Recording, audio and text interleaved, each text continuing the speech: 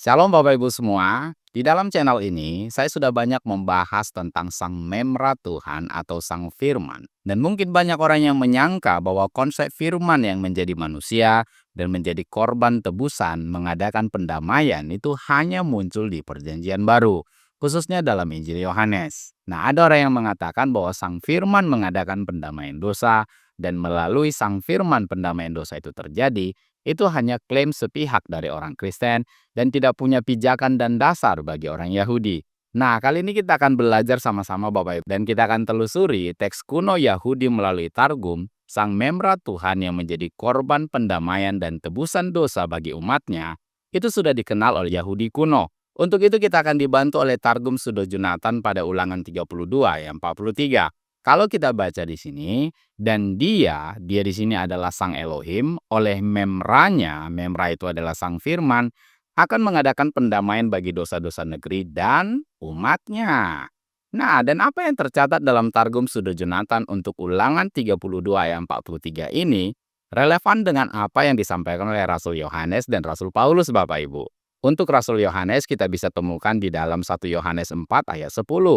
Inilah kasih itu, bukan kita yang telah mengasihi Allah, tetapi Allah yang telah mengasihi kita dan yang telah mengutus anaknya sebagai pendamaian bagi dosa-dosa kita.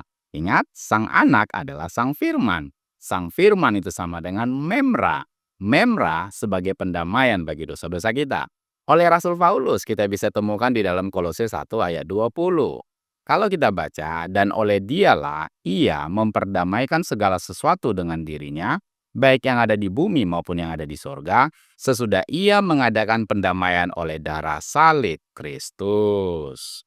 Nah, sudah jelas bukan Bapak Ibu, bahwa apa yang dituliskan oleh kedua rasul yang sudah saya bacakan tadi, itu relevan dan sinkron dengan apa yang dipahami dan yang tertulis di dalam Targum orang Yahudi. Dan ingat, kedua rasul yang saya sebutkan tadi, yaitu Rasul Yohanes dan Rasul Paulus, itu sama-sama orang Yahudi Bapak Ibu, dan mereka hidup di abad pertama, ketemu langsung dengan Sang Memra yang menjadi manusia, yaitu Tuhan kita Yesus Kristus. Jadi kalau ada rabi sekarang yang habis-habisan menolak Sang Firman, Sang Memra yang menjadi manusia, yang menjadi korban penebusan untuk pendamaian dosa umatnya, bagi saya tidak heran Bapak Ibu kalau rabi itu adalah rabi antikristus. Karena dua orang rasul Yahudi yang hidup di abad pertama saja menuliskan hal itu dan dikonfirmasi oleh Targum Yahudi.